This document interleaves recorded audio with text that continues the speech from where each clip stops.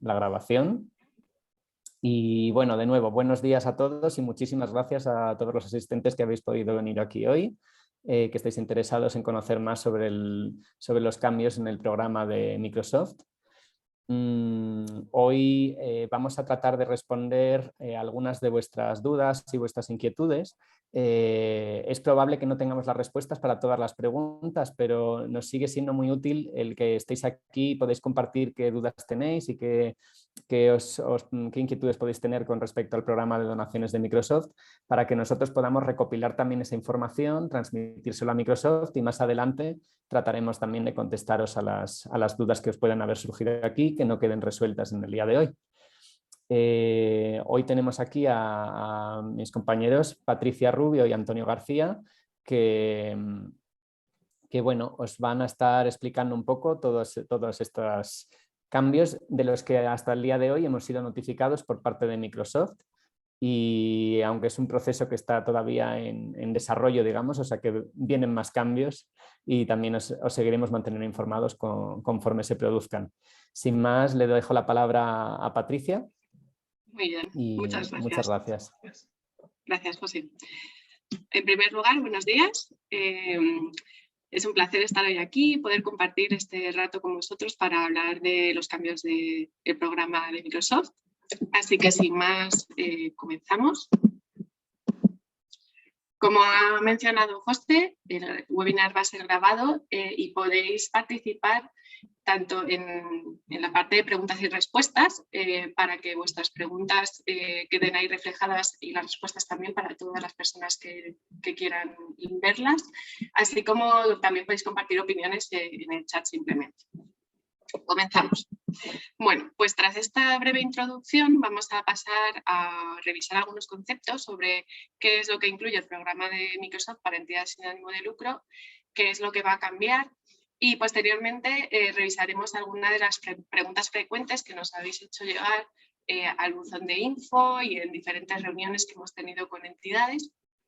Y en la parte final, si os parece, vamos a proceder a revisar las preguntas que ya han ido surgiendo a lo largo del webinar por si hubiera dudas que no hubieran quedado resueltas. Así que sin más, comenzamos. Bien, ¿cuáles son las ofertas de Microsoft para entidades sin ánimo de lucro? Pues básicamente las podemos englobar en tres ámbitos. Están por un lado las licencias instalables en local en donación, es decir, a un coste muy, muy barato. Aquellas que están en descuento, cuyo precio sigue siendo inferior al de mercado, aproximadamente es un 70% de lo que cuesta en el mercado. Y luego están las suscripciones en la nube. Para las suscripciones en la nube, Microsoft requiere que solicitéis un tenant mediante una validación diferente y ese tenant lo que es un espacio virtual donde vosotros vais a poder colocar vuestras suscripciones en la nube, asignar esas suscripciones en la nube a los usuarios de vuestra entidad y a partir de ahí que todas las personas puedan empezar a hacer uso de Office 365 en vuestra organización. Revisando también conceptualmente cuál es la diferencia entre una licencia instalable, también llamada on-premise, versus una suscripción en la nube o cloud. Básicamente las suscripciones on-premise son licencias que suponen un único pago que se descargan y se instalan en local en el PC. Por lo tanto, no implican un coste recurrente, pero sí que exigen que estéis encima para ver que siempre tenéis instalada la última versión. Y para ello Microsoft tradicionalmente venía incluyendo 2 años de garantía llamado Software Assurance. Y en este periodo de 2 años podéis actualizar gratuitamente la versión. Es decir, que si por ejemplo en el día de hoy solicitáis un Office estándar, vosotros podéis elegir qué versión queréis descargar, por ejemplo la 2019, y en el plazo de 2 años desde el día de hoy actualizar gratuitamente a Office 2021 o la versión que Microsoft tenga disponible en el VLSC en ese momento. ¿Cuáles son las desventajas de este tipo de licenciamiento? Pues que, como decíamos, exige estar muy encima para ver que siempre tenéis instalada la última versión y que una vez que se acaba el Software Assurance hay que volver a comprar otra licencia de nuevo para asegurar que no existen agujeros de seguridad por no tener la última versión instalada. Frente a este modelo, que es el que tradicionalmente venía facilitando Microsoft, ahora vamos a pasar a un modelo cloud, a un modelo en la nube. ¿Qué supone esto? Pues supone que ya no es solo un coste inicial, sino que pasamos a un coste recurrente, es decir, se paga una cantidad por cada usuario que se tenga por cada mes de uso que se haga de esa suscripción. Afortunadamente, Microsoft pone encima de la mesa diferentes tipos de suscripciones de Microsoft 365 y algunas de ellas son gratuitas, solo que no tienen todas las funcionalidades, por ejemplo, de una licencia de pago. La otra ventaja que ofrece Cloud es que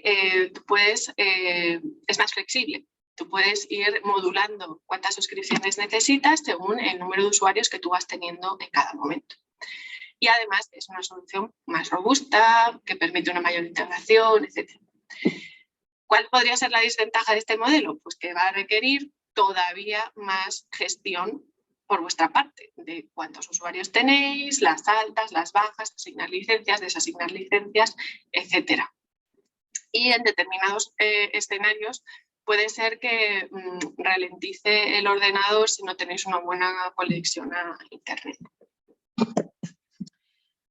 Entonces, en este marco conceptual de las licencias que se instalan, las licencias on-premise, como sabéis, tradicionalmente Microsoft las otorgaba a través de un portal propio llamado VLSC, en el cual se podía elegir la versión a descargar en el ordenador. Y desde vuestra cuenta de TechSoup podéis ver cuál es el histórico de licencias que habéis solicitado. Si hace menos de 2 años que habéis solicitado esas licencias, pues os animamos a que gratuitamente actualicéis la versión para tenerlo todo en orden y cuanto más seguro mejor. Y en contraposición, como decíamos, para las suscripciones en la nube es necesario pasar por un proceso adicional de validación de Microsoft, conseguir un tenant non-profit, que veis aquí en esta imagen que muestro, que tiene que poner estado aprobado. Hasta que Microsoft no aprueba vuestro tenant, no podéis empezar a solicitar licencias y asignarlas a usuarios. Pasando a qué es exactamente lo que va a cambiar, tanto el 31 de diciembre de este año como el 4 de abril del año que viene. Pues bien, usando una imagen que hemos visto anteriormente en la presentación, básicamente lo que va a sufrir cambios sustanciales es que va a desaparecer el programa de donaciones en local de las licencias que se instalan en el PC. Además, también van a eliminar la posibilidad de tener gratis software as soon as incluido con las licencias on-premise. Sin embargo, las suscripciones en la nube y su licenciamiento como tal no cambian. De nuevo, conceptualmente es el catálogo de donación el que va a sufrir esas alteraciones específicamente que van a dejar de estar disponibles para su solicitud. Así que, yendo al detalle, hasta el 31 de diciembre Microsoft nos deja procesar las peticiones que tengáis de este tipo de licencias y a partir de esa fecha y hasta el 4 de abril seguirán estando disponibles, pero ya no incluirán el software as soon as. Por lo tanto, el primer paso será valorar si necesitáis alguna licencia de este catálogo y pedirla cuanto antes para poder tramitar todo esto con Microsoft.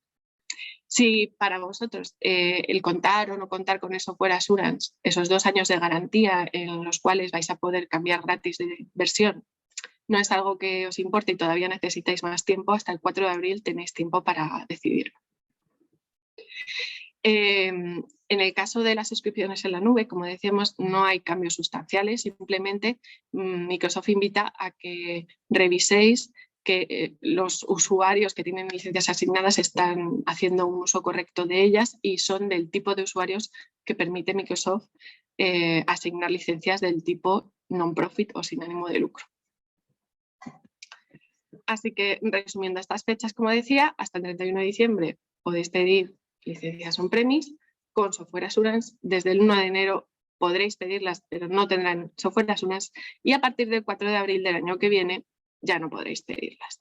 En el caso del catálogo en descuento de las licencias instalables, hasta el 31 de diciembre incluirán software assurance, aquellas licencias que lo tienen. Desde el 1 de enero ya no lo tendrán y a partir del 4 de abril este catálogo seguirá vigente, solo que observaréis que los costes son bastante más altos. Yendo al detalle, estamos recibiendo muchas solicitudes a través de información, sobre cómo articular estos pedidos.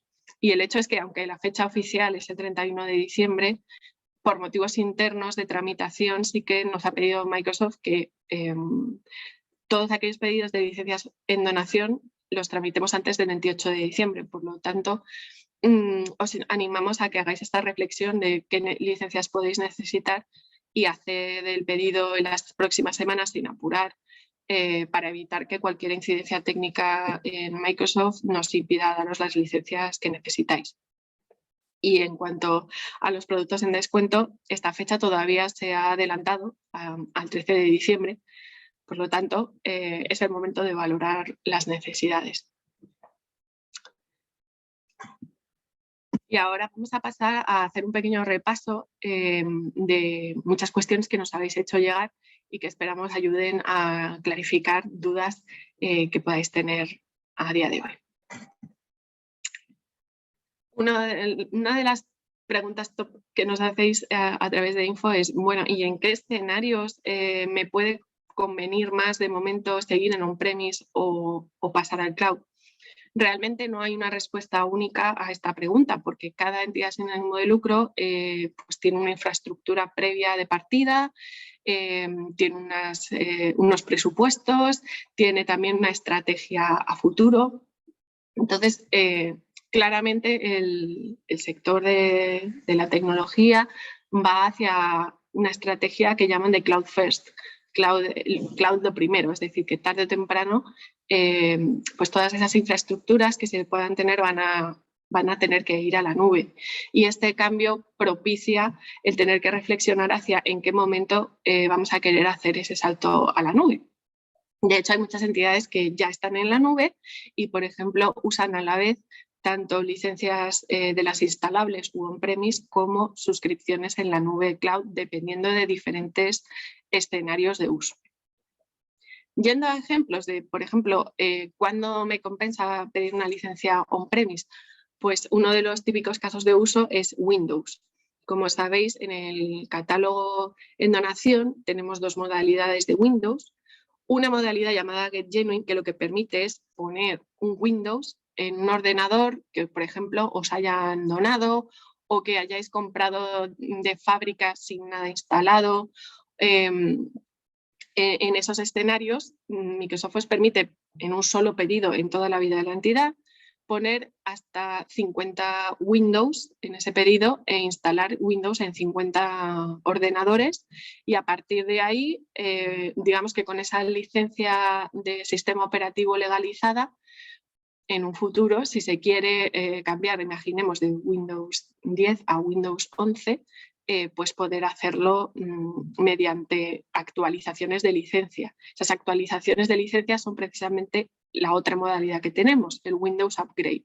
Imaginemos que hace unos años instalasteis en vuestro PC Windows 7, ya ha pasado más de 2 años desde que comprasteis ese Windows 7, por lo tanto ya no tenéis software assurance, no podéis actualizar gratuitamente. Si quisierais actualizar a Windows 10, Windows 11, podríais pedir un Windows Upgrade en tantos pedidos como queráis por un máximo de 50 unidades cada 2 años y actualizar la versión del sistema operativo.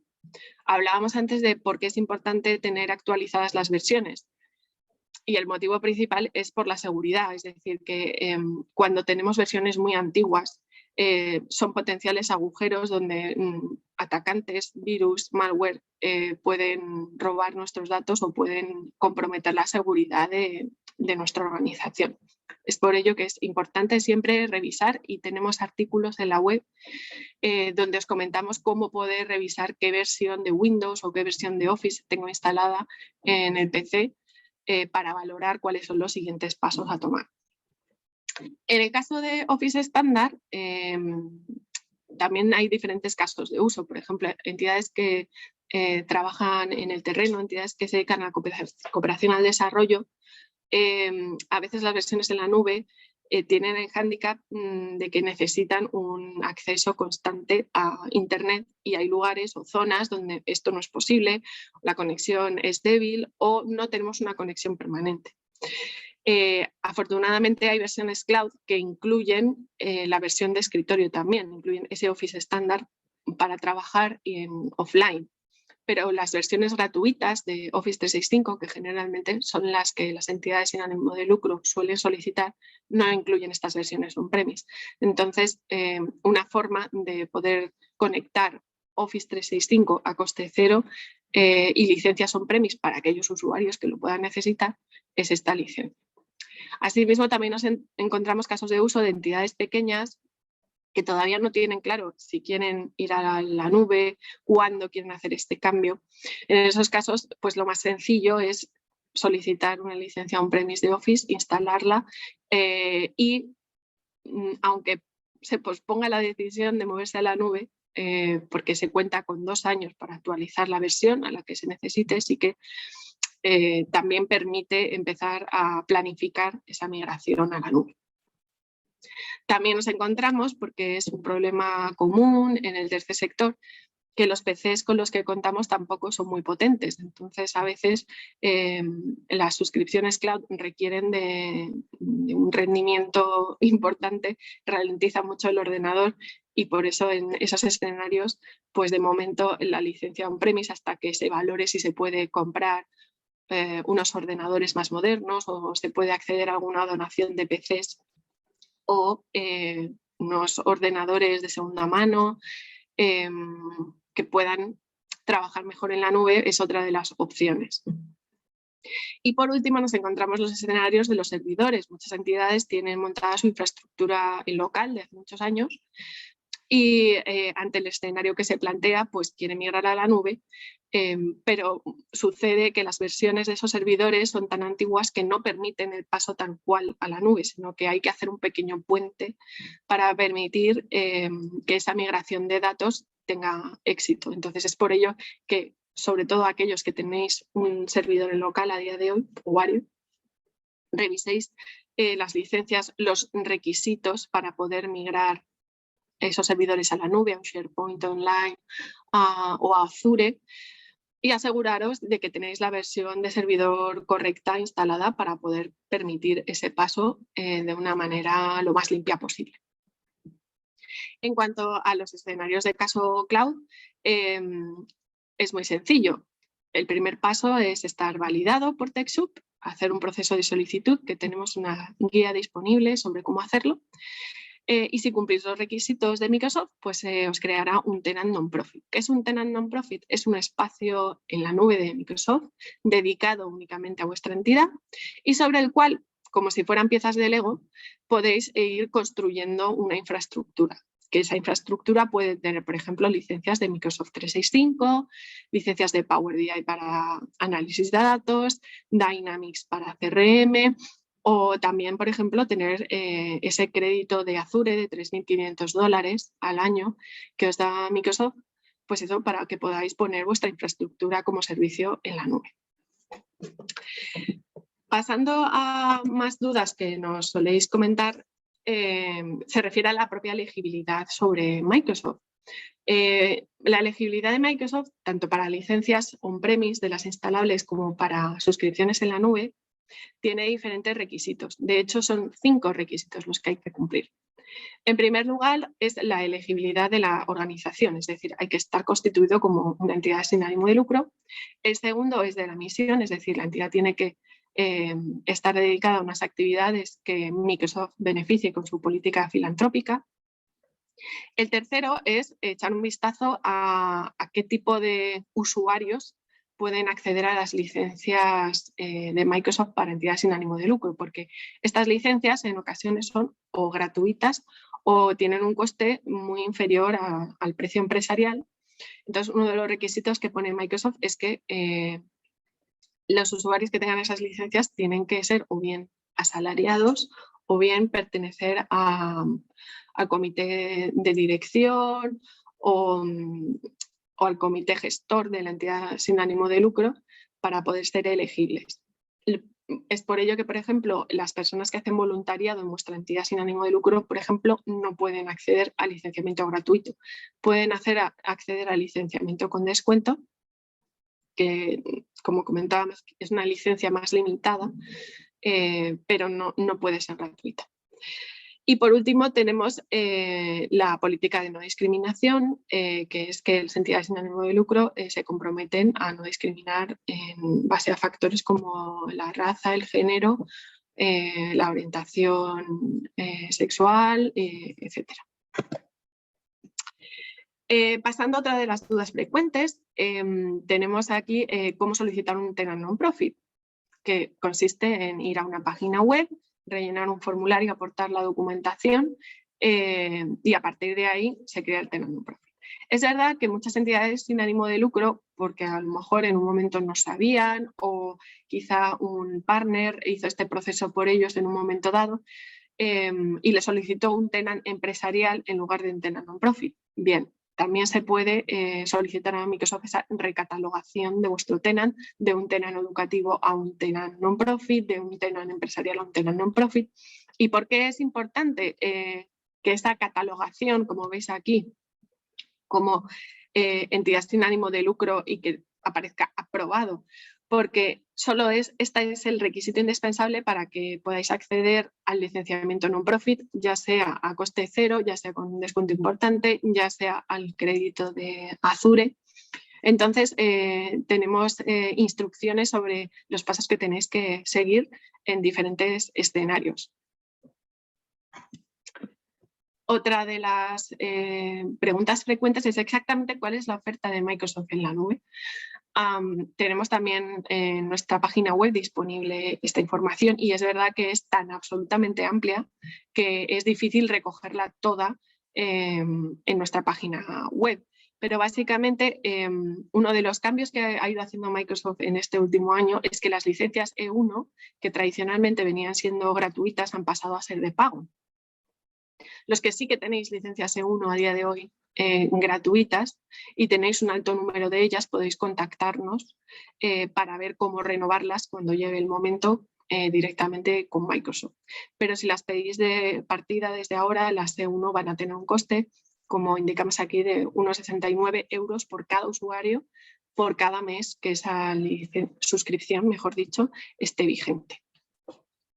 ¿Qué os recomendamos si vais a comenzar en la nube de Microsoft? Pues intentad, si las licencias o si las suscripciones gratuitas se adecúan a vuestras necesidades, intentad acudir a aquellas que son gratuitas. Es decir, por ejemplo, Microsoft os dona hasta 10 suscripciones de Microsoft 365 Empresa Premium, que este es como un pack que incluye sistema operativo y Office 365 en un plan similar al E3. Y luego también tenéis Microsoft 365 Empresa Básico, que os da hasta 300 suscripciones gratuitas. Solo que el Empresa Básico, por ejemplo, no incluye las aplicaciones de escritorio, es decir, las que se instalan en el PC. Sin embargo, estas 10 Empresa Premium sí que incluyen tanto aplicaciones de escritorio como suscripción en la nube. Otras ofertas que tiene Microsoft, pues usuarios gratuitos en Dynamics 365, la beca que habíamos hablado, el crédito de $3.500 al año en Azure. También tenéis Power Apps para el desarrollo de aplicaciones, hasta 10 suscripciones gratuitas. Y un largo etcétera, porque dependiendo del nivel, por ejemplo, de seguridad o de acceso que puedan tener determinados usuarios, vais a necesitar suscripciones como E3 o E5. Más dudas frecuentes. ¿Y cómo solicitamos los créditos de Azure? Pues, como hemos comentado en otras preguntas frecuentes que nos hacéis, el requisito es imprescindible, es tener un tenant, que ese tenant sea non-profit y que esté aprobado, tal cual mostramos aquí en la imagen. Y para solicitarlo hay que acudir a una página llamada el Non-Profit Portal de Microsoft, en el cual tenéis, según mostramos aquí en esta imagen, diferentes cajitas con cosas que os ofrece Microsoft. Desde GitHub a LinkedIn for Non-Profits, pues también hay una cajita donde podéis solicitar los créditos de Azure. Recordaros también que esta solicitud la tenéis que hacer año a año. Es decir, año a año tenéis que renovar ese crédito para que Microsoft os lo conceda. Microsoft no os lo va a renovar automáticamente sin vuestra intervención. Perdona. Pasando a otra de las dudas frecuentes, ¿y dónde veo exactamente pues, qué incluye cada suscripción? Pues os animamos a echar un vistazo pues, tanto al portal de Microsoft para entidades sin ánimo de lucro, donde vais a poder ver qué incluye cada una de estas suscripciones. Por ejemplo, hablábamos antes de Microsoft 365 Empresa Básico y veis que están donaciones, es decir, es a coste cero el usuario mes. ¿Cuál es la diferencia, por ejemplo, entre este tipo de suscripción y esta otra en la empresa estándar? Pues por un lado que esta implica 2,50 por usuario mes, masiva, y esta no incluye aplicaciones de escritorio, es decir, las que se instalan en el ordenador, versus esta de pago que sí las incluye. Básicamente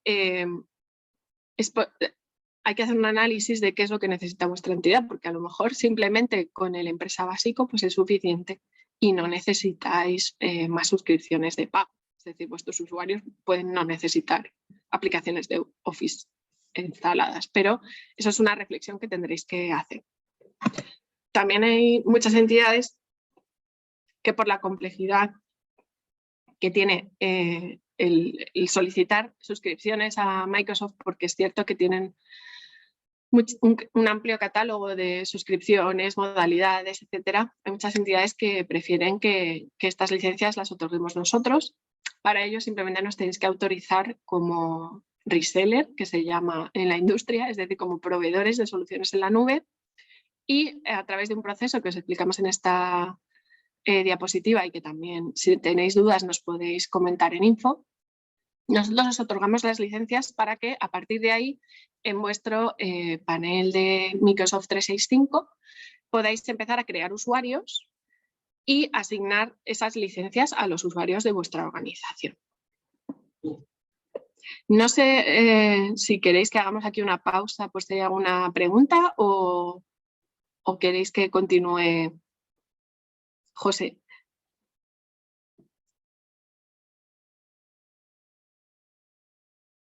Bueno, como no me dice nada, pues yo continúo y si os parece...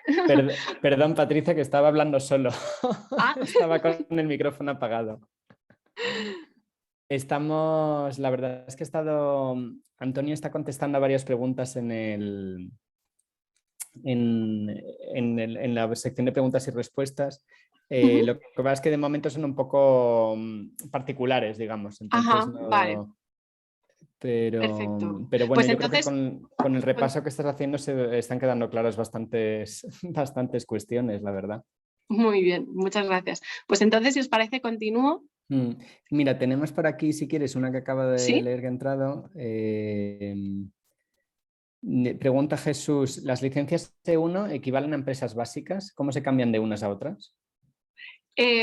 Vale, las licencias E1, digamos que conceptualmente, volviendo a alguna diapositiva hacia atrás, veis que Microsoft distingue entre entidades sin ánimo de lucro pequeñas y medianas y organizaciones sin ánimo de lucro grandes. Aunque no tengo la captura de pantalla aquí de lo que aparece en las organizaciones sin ánimo de lucro grandes, ahí aparecen las licencias E1, E3 y E5.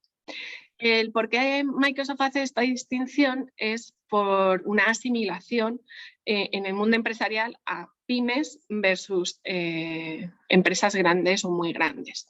Es decir, Microsoft, para facilitar la tarea de las 5 suscripciones de 365 que tiene disponibles, asimila las empresas básico y las empresas estándar a entidades sin ánimo de lucro más pequeñitas, mientras que E1, E3 y E5 las dirige más hacia organizaciones grandes.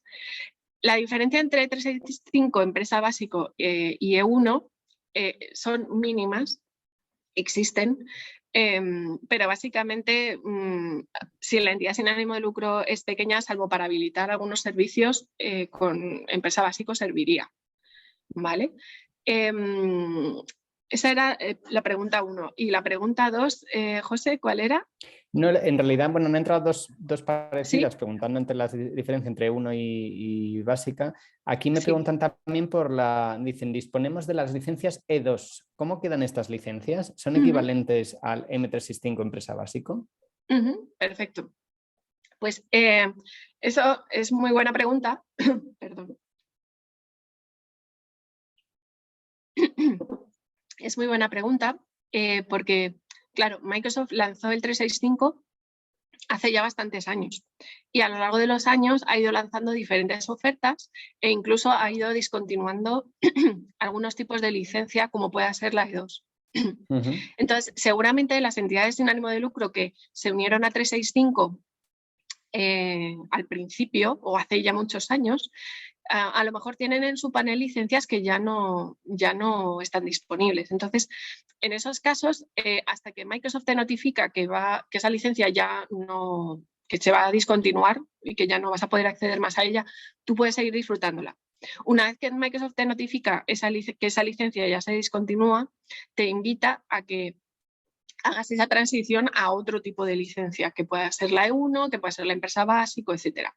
Entonces, si habéis recibido esa notificación de Microsoft diciendo que os van a discontinuar esas licencias, sí que tenéis que hacer esa transición hacia otro modelo más moderno, vamos a decir, hacia otra modalidad de suscripción más moderna. También nos comentan muchas veces que hay entidades sin ánimo de lucro que en el pasado solicitaron participar en el 365 como entidad educativa. ¿Cómo saber esto? Pues si accedéis a vuestro panel veréis que el tipo de licencias que vosotros tenéis comienzan por una A. Si en ese escenario, si vosotros queréis continuar en el educativo y Microsoft os ha validado, podéis continuar. Si llegado el momento queréis hacer la transición al Office 365 para entidades sin ánimo de lucro, tendréis que contactarnos para ver si eso es viable o no. Porque todo depende de las normas que pone Microsoft en cada momento. ¿Vale? No sé si he contestado a la pregunta. Yo creo que sí. Preguntan, hay más preguntas también entre la E3 y empresa estándar, ¿cuál es la diferencia? Y mira, y te lanzo las dos preguntas, vienen de Javier y pregunta también si los voluntarios ¿Sí? no pueden utilizar ni licencias E1 ni licencias E3. Vale, buena pregunta. Vamos a avanzar en la presentación para poder ver en pantalla.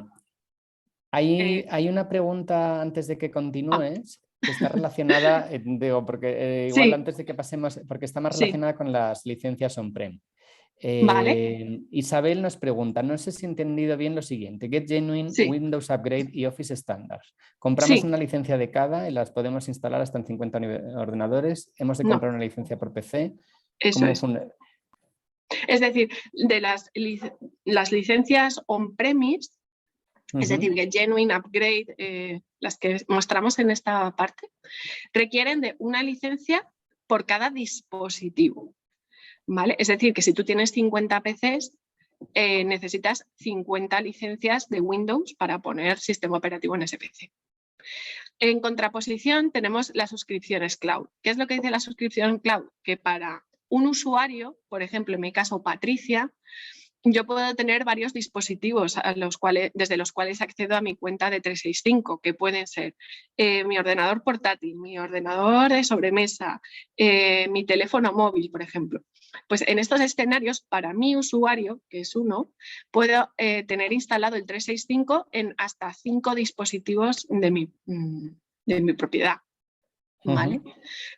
Pero son conceptualmente diferentes porque las licencias on-premise se necesita una por cada dispositivo, mientras que en el 365 tú eres un usuario, no hay licencia, y ese usuario tiene asignada una suscripción y esa suscripción se puede instalar o usar desde 5 dispositivos diferentes.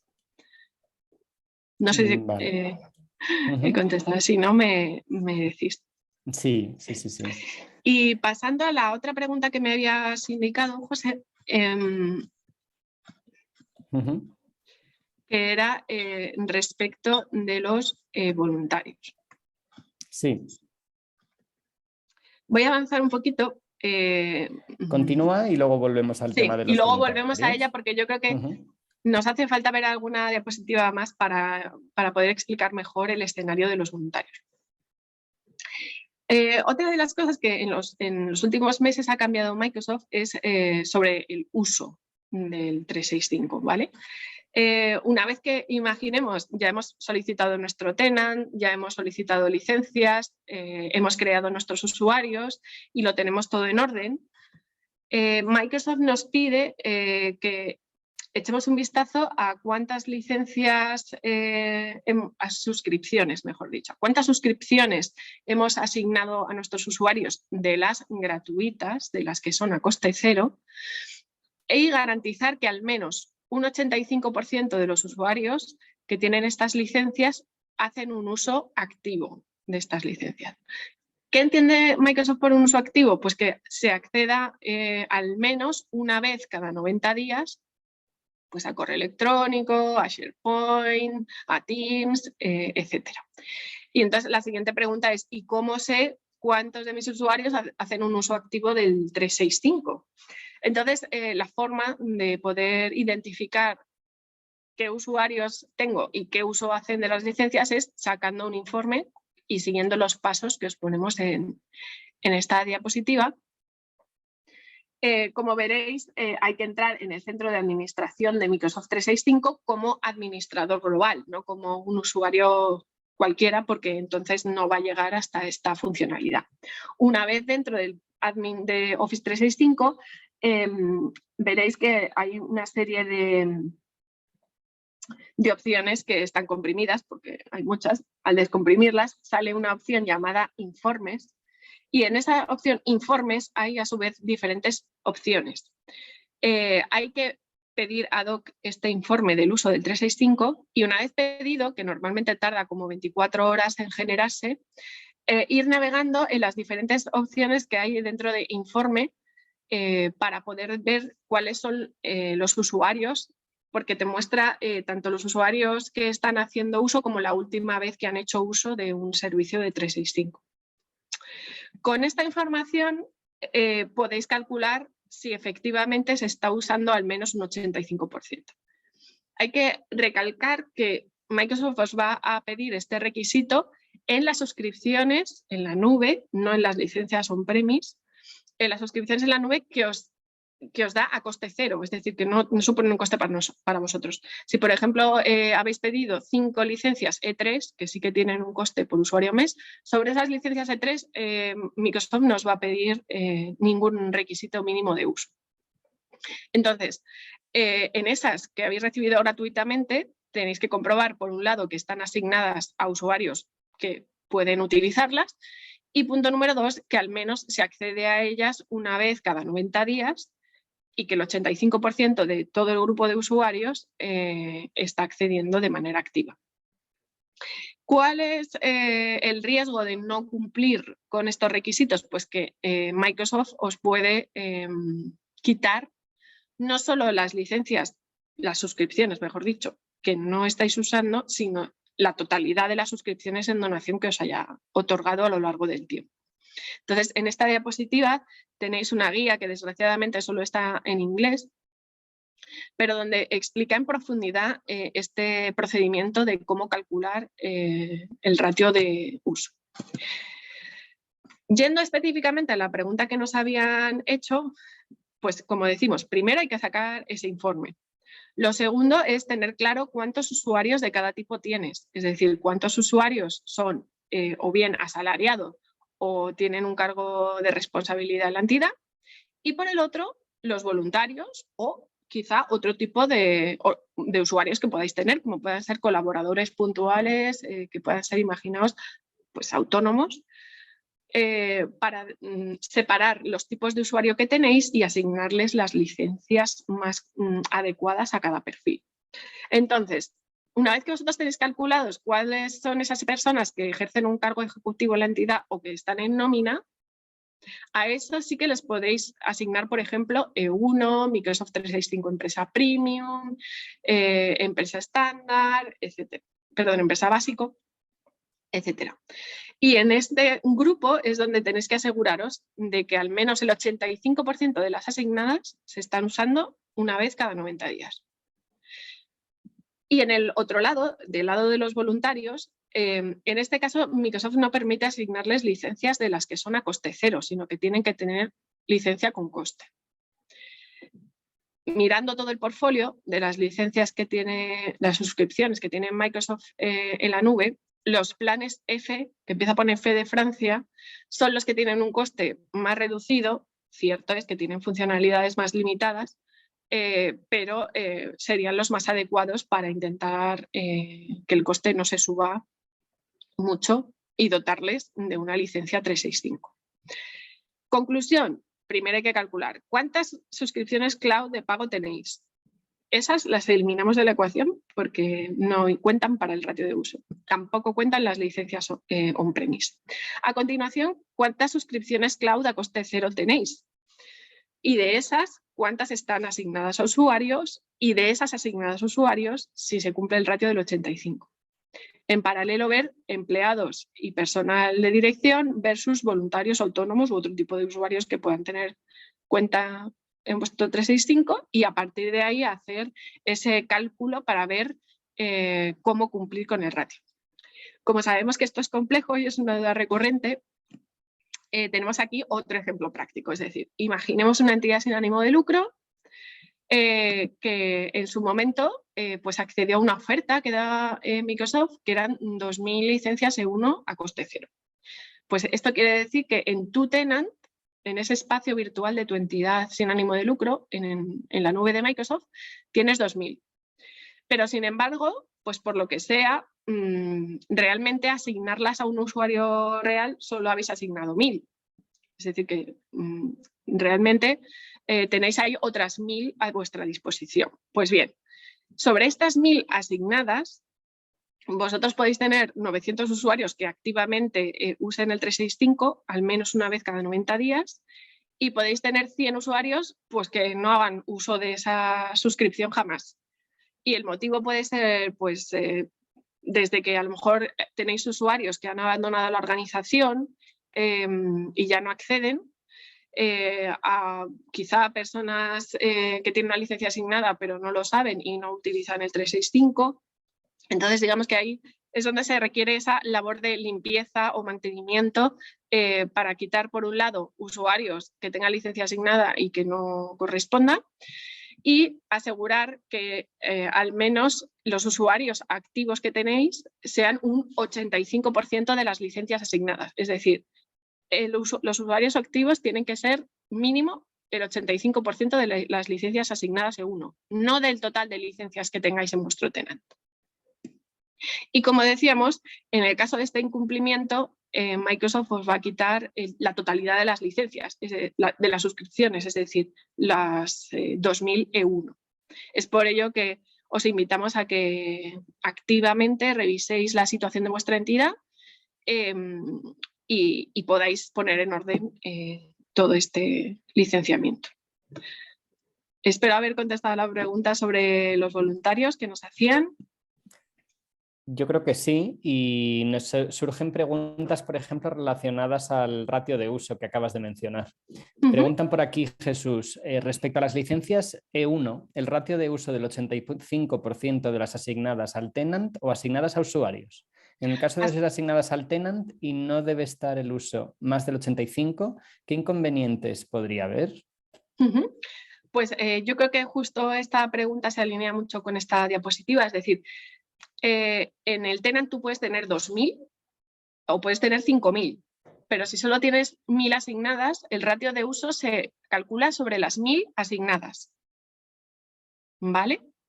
Entonces, de las 1.000 asignadas, tienes que asegurarte que al menos el 85%, es decir, al menos 850 de esas 1.000 asignadas se están usando activamente, una vez al menos cada 90 días. ¿Cuál es la consecuencia de que tengas menos de 850 usuarios que lo usen activamente? Que Microsoft te quita todas. todas las 2001.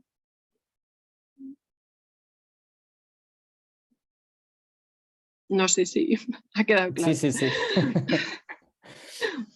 Claro, preguntan por aquí respecto a licencias no activas de correo 365, ¿cómo podemos mantenerlas de cara al futuro acceso o de tener un histórico?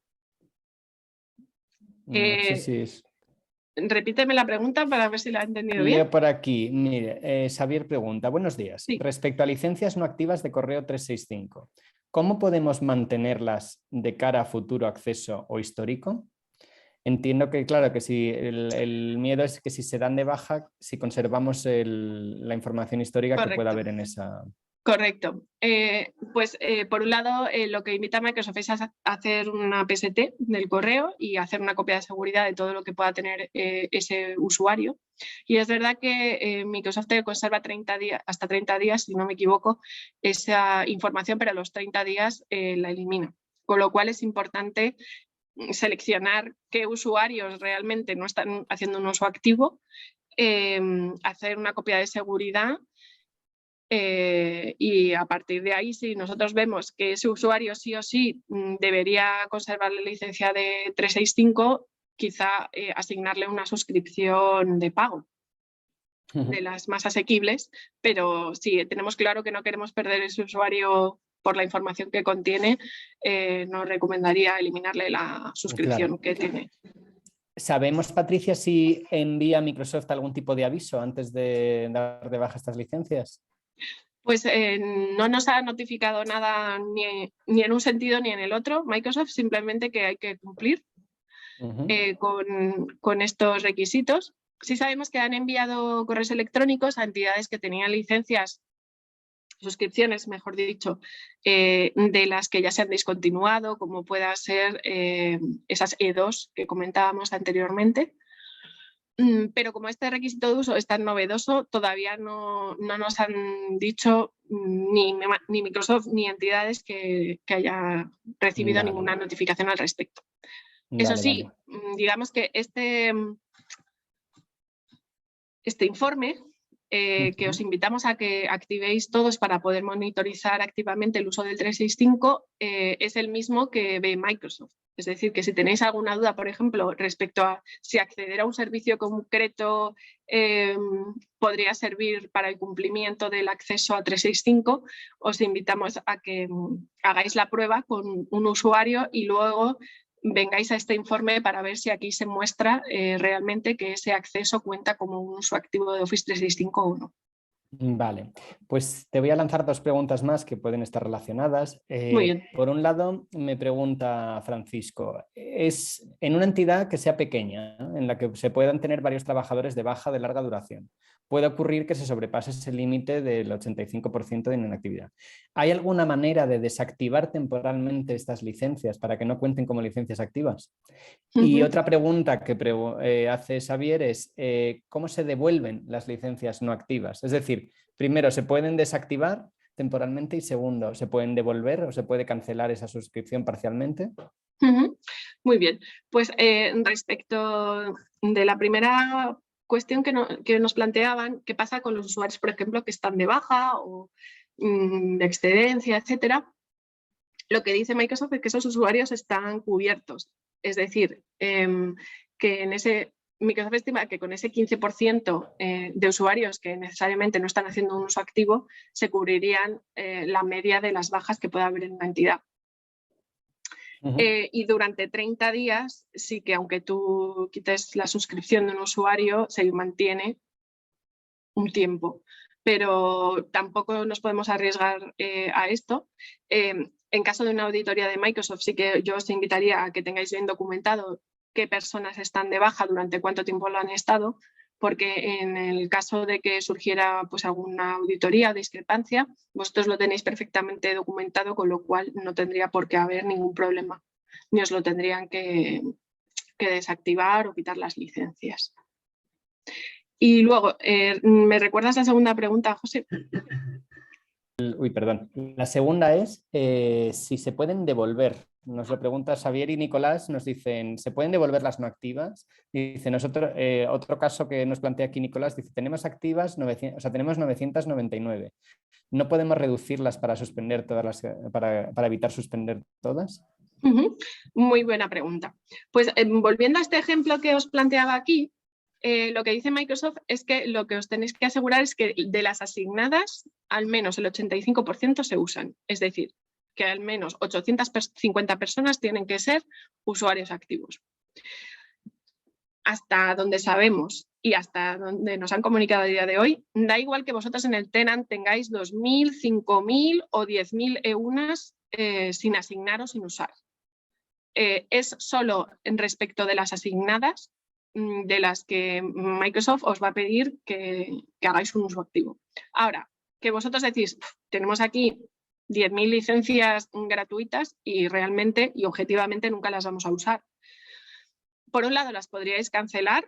Si las hubierais pedido a través de TechSoup, nosotros sí que os las podemos cancelar. Si las habéis pedido a través de un partner, tenéis que contactar con el partner.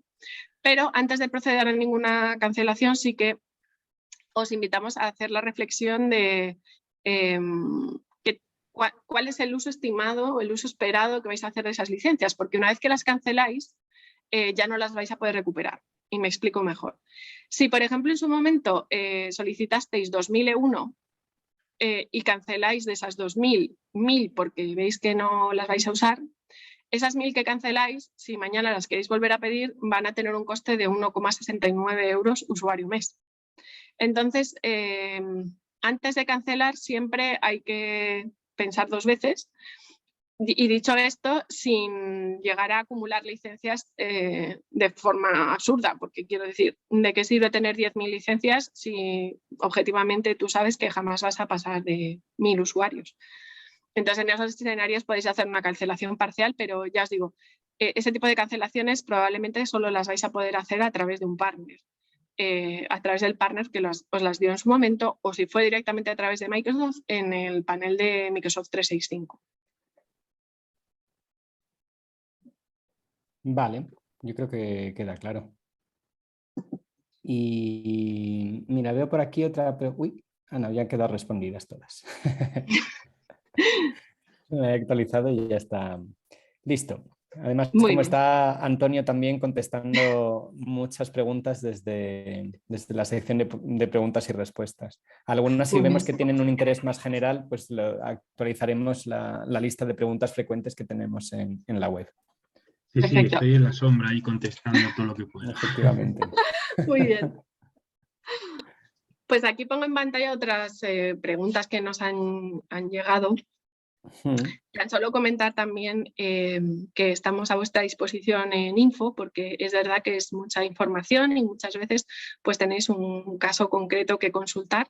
Nos podéis encontrar en info@techsoup.es y ahí os podemos seguir orientando. Además, como estamos grabando la sesión, la colgaremos en la página web, también con esta presentación y los enlaces para que podáis echar un vistazo. Y también, como adelantó José al principio de la sesión, Microsoft nos va comunicando cambios según van pasando las semanas, así que os invitamos a echar un vistazo a los diferentes mailings que os iremos mandando con las novedades que nos vaya comunicando Microsoft. Sí, nos han pedido varias personas, de hecho, la presentación, Patricia, así que Muy bien. también la aprovecho para decirlo de voz, que vamos a compartirla luego en la misma web en la que estaba el formulario de registro y en la que hemos, de hecho, en esa misma dirección que la he puesto antes en el chat y la voy a volver a colocar, vais a encontrar también enlaces a otros artículos que hemos escrito al respecto y bueno, vamos a tener hay distintos recursos de información en los que podéis acceder. Nos pregunta Willy en el chat también si tenemos algún espacio de asesoría para acompañar en el tema de decisiones. A día de hoy, desde TechSoup nosotros no ofrecemos esos servicios de consultoría. Podemos intentar ponernos en contacto con alguien o dependiendo del nivel que tenga la consulta, pues igual os podemos ayudar. o por lo menos igual tal vez dirigiros a otra persona. Pero Sí, si por queréis, desgracia a día de hoy no tenemos recursos suficientes para ofrecer servicios. si queréis escribidnos un email a info y en lo que nosotros esté en nuestra mano ayudaros, pues Sí. ahí estamos. Nos siguen entrando algunas preguntas. Muy bien. Por ejemplo, Daniel pregunta por aquí, ¿hay alguna suscripción tipo créditos Azure que permita mantener copia de seguridad de usuarios que están de excedencia larga pero que podrían volver? Repito la Pues, pregunta. ¿Hay alguna sí. suscripción tipo créditos Azure que permita mantener copia de seguridad de usuarios que están de excedencia larga pero que podrían volver? Entiendo que algún lugar donde hacer un repositorio para copiar la información de esas licencias que igual hemos dado de baja, ese usuario que hemos dado de baja, pero luego que pueda reactivarse o resucitar. Pues realmente no sé si hay algún servicio creado a día de hoy en Azure o si se podría configurar. En la documentación que nos ha pasado Microsoft, que tenéis en este enlace, en esta diapositiva de aquí, que está en inglés, ahí lo que invita es a hacer una copia de seguridad de toda la información que tenga el usuario y muestra cómo hacer esa copia de seguridad. Y más allá de que el 365 conserva 30 días la info de ese usuario, a día de hoy, que yo sepa, no hay otra forma. Otra cosa es, por ejemplo, si se quiere hacer una copia de seguridad general, por ejemplo, de la información que está en un servidor o cualquier información que queráis. A través de TechSoup tenemos otro donante que se llama Veritas, que lo que te permite es automatizar las copias de seguridad de la información que tú le digas y, por ejemplo, te la guarde pues, en Azure, en AWS o en un disco duro, Dropbox, en el Dropbox, donde tú quieras. Pero digamos que ese automatismo en la copia de seguridad la hace Veritas hasta donde yo sé, pero a menos que te montes algo customizado, si lo permite Azure, no creo que sea posible. Claro. Vale. A ver, por aquí. Definitivamente, el 85 es de las asignadas a usuarios o de las pedidas a Microsoft. Lo habéis dicho de palabra, pero no es lo que ponía en el ejemplo de 2000. Es de las asignadas. Vale. De las E1 asignadas. Vale, parece que en el ejemplo dice, no, lo habéis dicho de palabra, pero no es lo que ponía en el ejemplo. Ahí la lectura de la tabla lo que dice es que tú solicitas 2000, de esas 2000 tienes 1000 asignadas, vale. de esas 1000 asignadas tienes claro, 900, sí. Eso es. 900, y luego digamos que tienes un sobrante de 1000 ahí sin asignar. Eso digamos que el ejemplo que muestra Patricia en pantalla es lo de la lectura correcta sería esa. Claro. He pedido 2000, 1000 las tengo asignadas, dentro de esas 1000 están los activos y los inactivos, pero luego tengo otras 1000 guardadas, por si acaso, con el ejemplo que siempre hacemos. Efectivamente. Y esas no entran en ese conteo. Eso es. Vale. Las no asignadas no entran en el recuento. Claro. Claro, lo que pasa es que lo que dice, digamos que en el momento en el que da de baja por uso, Microsoft, lo que pregunta aquí esta persona es si da de baja a las 2000, a las que estén asignadas todas. o no. Todas. Sí, correcto, te van a quitar todas, las asignadas, las no asignadas, todas. Básicamente es como que te da de baja. Te vacían la bolsa. Claro. Eso es. Sí. Eso es muy importante tener en cuenta. Sí, aquí en el pie decimos que no solo las que no cumplen el ratio, sino que dan de baja las 2000 de este ejemplo. Claro. Sí. Vale, ahora ha quedado claro. Vale. Muy bien. Pues yo creo que claro, a día de hoy es difícil tener una hoja de ruta de todo de qué camino seguir, ¿no? Sobre todo con un plazo tan corto. Y igual yo creo que un mensaje que hemos intentado transmitir también en este segundo mensaje que hemos enviado, en este segundo correo, este año acerca de los cambios de Microsoft, es que digamos si una de las decisiones que habría que tomar en el corto plazo, corregidme Antonio y Patricia si me equivoco, son relacionadas a la necesidad que puedan tener estas entidades de licencias tradicionales, de las licencias on-premises. Digamos que estas son las que tienen mayor premura porque tienen el horizonte en el que van a seguir activas va a ser mucho más corto. De hecho, a partir de diciembre nosotros tenemos que darlas de baja en el catálogo y en enero se van a distribuir de una manera diferente, ¿no? Entonces entiendo que, digo, por guiar un poco a las personas que asisten hoy aquí, esa es un poco la primera pregunta que se deben hacer antes en paralelo a qué canal o qué camino quieren seguir con respecto a Microsoft 365. Eso es. Es decir, digamos que la última oportunidad de pedir licencias on-premise es, por un lado, incluyendo los 2 años de software assurance antes de que termine el año.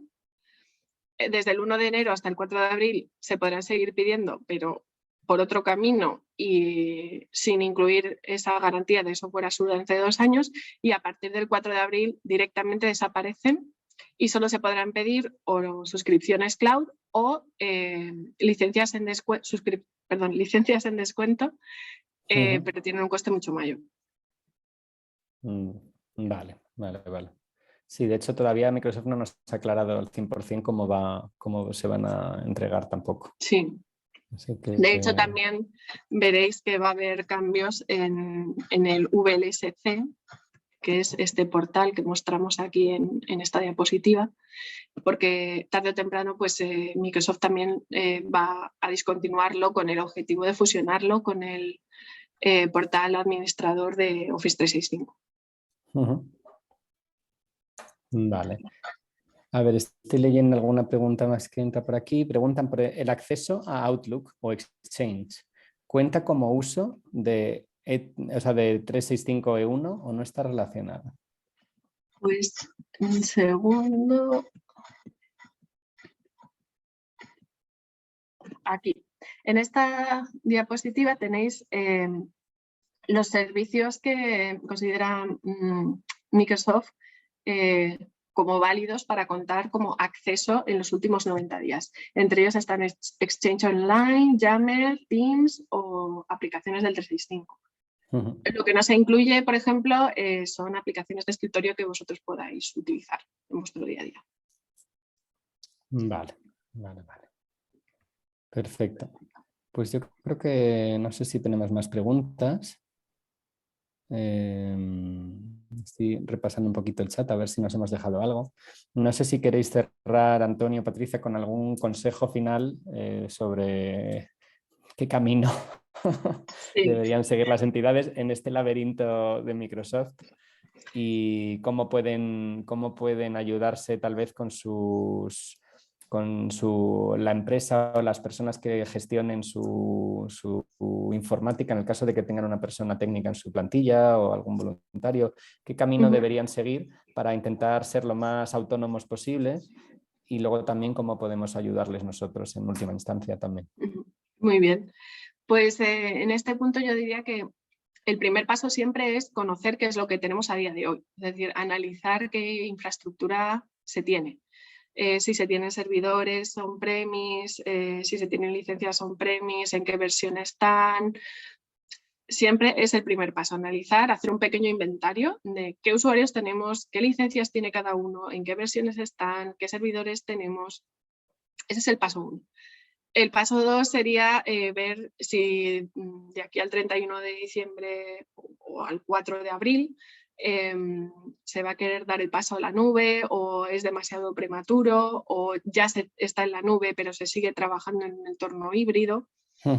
Y empezar a planificar y ponerle fecha en el calendario a esos diferentes pasos que se van a querer tomar. En el caso de las entidades más pequeñas, por ejemplo, que no cuente con una persona en el departamento IT, lo más sencillo puede ser mirar si tienen software assurance, actualizar las versiones de las licencias que tengan y empezar a estudiar esa transición a la nube.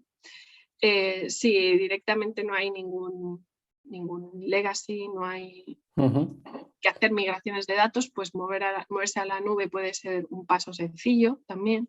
Por eso decíamos que si tenéis dudas, casi podéis escribirnos un correo a info@tesi.es y a partir de ahí resolvemos vuestra duda concreta porque cada entidad tiene una casuística específica.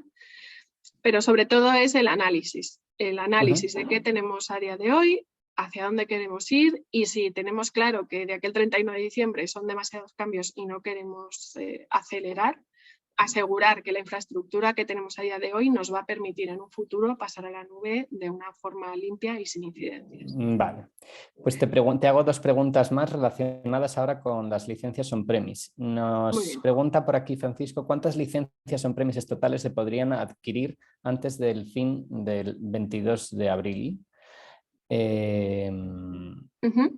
Vale, pues mira, sobre esa cuestión, vuelvo a esta diapositiva. El catálogo de donación, ese que va a desaparecer, establece que vosotros podéis pedir hasta 50 unidades de cada licencia en un plazo de 2 años. Parece ser, y necesitamos esperar a que de verdad Microsoft confirme esto, quizá a partir del 1 de enero este contador se ponga a 0, de tal manera que antes del 31 de diciembre vais a poder pedir 50 licencias, imaginemos de Office estándar, y a partir del 1 de enero pedir otras 50 licencias de Office estándar, solo que esas otras 50 ya no van a tener software assurance. Por lo tanto, en el escenario más positivo y que nosotros esperamos que se haga realidad, de aquí al 4 de abril podríais llegar hasta pedir 50 unidades de cada licencia de ese catálogo en donación antes de que desaparezca. Pero insisto que esto todavía lo tenemos que confirmar con el cliente. Vale, o sea que digamos que de aquí a diciembre... Perdón, Antonio. Sí. No, ahí hay que meter un matiz. Ahora mismo hay unos niveles de consumo. Siempre y cuando estarán disponibles las 50, siempre y cuando no la hayáis consumido. O ahí tener cuidado. Porque es verdad que el ciclo anual de los 2 años de Microsoft tenemos que mirar para atrás cuánto habéis consumido. Lo mismo no habéis consumido nada este año, pero el año pasado sí, entonces entra en el contador de consumo. O sea, hay que revisar uno a uno vuestros consumos. Correcto. Gracias por el matiz, Antonio. Efectivamente. Vale, sí, justo es lo que iba a comentar, ¿no? Que ahora mismo podrá consumir las que le queden restantes en ese cupo máximo y luego, en principio, que todavía no lo sabemos al 100%, se va a resetear y durante esos 4 meses adicionales podrán solicitar otras. Eso sí, sin software assurance. Eso es. Nos preguntaban también aquí en el chat, aunque ha contestado Antonio, pero bueno, yo creo que vale la pena decirlo en voz alta, que el software assurance se aplica, las licencias de Windows y las licencias de Office, cada una tiene su propio software assurance, digamos, que no viene... Eso es. Eso es. Volviendo a esta diapositiva, Windows Upgrade, cuando tú solicitas 5 licencias de Windows Upgrade, esas 5 licencias vienen con cada una con sus 2 años de software assurance. Claro. Si tú pides 10 Office estándar, esos 10 Office estándar, cada uno viene con sus 2 años de software assurance. El único producto de todo este catálogo en donación que no tiene software assurance es GetJenuine. Y el motivo es porque ya sabemos todos, una licencia muy especial que te permite legalizar el sistema operativo en ordenadores que no lo tengan de partida, y es por ese motivo que, como solo se puede pedir una vez en la vida, por un máximo de 50 licencias, una vez que tú lo pides, tú decides qué versión descargas, pues Windows 10 o Windows 7 o la que esté en ese momento, pero esa versión se queda ahí anclada. Esa no tiene software assurance, no la puedes actualizar, salvo que compres un Windows Upgrade, lo instales encima y entonces pases de Windows 7 a Windows 10. Otra de las cosas que quizá suceda a partir de enero, y os lo anticipamos, pero de momento solo como una posibilidad, es que Microsoft deje hacer otro pedido adicional de GetJenuine en 2022, pero aún así seguimos sin confirmación oficial, así que os mantendremos informados. Sería muy buena noticia eso. Sería una noticia estupenda. Sí, nos están preguntando... Porque nos escriben mucho... Porque hay muchas entidades que participan en el programa desde hace años, solicitaron en su momento GetJenuine y ya no pueden. Entonces, para ellos es muy limitante no poder volver a pedir esta licencia. Sí, sobre todo porque igual en un primer momento, pues por las necesidades que tienes en ese momento, pensando solo, digamos, en el corto plazo, igual solicitas 1 o 2 y ya, digamos, cierras la posibilidad de pedir más adelante, ¿no? Eso es. A ver, nos pregunta Javier por aquí, dice, esto nos obliga a llevar también los servidores a la nube, ¿no? Por lo que si llevamos el directorio activo a la nube, hay que llevar ya los ficheros del servidor local a OneDrive, ¿no? Es decir, ahí habría que sí. ver si se hace, Microsoft te permite hacer una instalación nativa, todo en la nube o todo local, o unas instalaciones híbridas que mezcle los dos ecosistemas. Entonces ahí habría que estudiar al detalle qué os interesa más. Yo, pues oye, subirlo todo a la nube siempre y cuando tengáis garantizadas las comunicaciones o una buena fibra o una buena red local, sí, pero si no, tenéis que plantearos una solución híbrida. Ahí en el mundo de los servidores es más complejo. Sí, así es. Cada caso es un mundo. Cierto. Bueno, pues no tenemos más preguntas y hemos pasado 10 minutos de la hora, así que yo creo que con esto podemos dar por concluida la sesión. Pues, gracias por la participación y en cualquier caso nos vemos en nuestro buzón de info por si hay alguna duda que ha quedado sin resolver o si necesitáis una conversación más de tú a tú. Mira, nos preguntan, así como la última que ha entrado por aquí, de Francisco, dice, ¿qué pasa con las cuentas anónimas creadas para envío de emails automático, tipo notificaciones @midominio.org y correos de ese tipo? Estos son creadas como buzones. Si son creadas como buzones, en realidad no tienen una licencia detrás. Digamos que depende de si eso es un usuario que tiene una licencia conectada o es un buzón. Porque si es hasta donde sabemos, si es un buzón, no tiene licencia y no tiene licencia conectada, no debería contar para el uso, no se debería desactivar. Muy bien, pues muchísimas gracias y estamos a vuestra disposición, como muestra Patricia en la pantalla, a través de info@techsoup o a través de nuestras redes sociales y también en nuestra lista de correos. Si no estáis registrados o si tenéis personas en vuestra organización que creéis que deberían recibir nuestros boletines con información, pues animadles a que se suscriban porque es nuestro mejor canal de comunicación para poder enviaros información y noticias. Revisad a veces si os entra en la carpeta de spam porque puede pasar y bueno, intentamos no ser muy pesados, pero compartir las novedades, la información, todo lo que nos va llegando, tanto de Microsoft como de otros temas. Así que nada, muchísimas gracias por escucharnos hoy y estamos aquí para ayudaros. Esperamos vuestras noticias. Gracias. Muchas gracias a todos.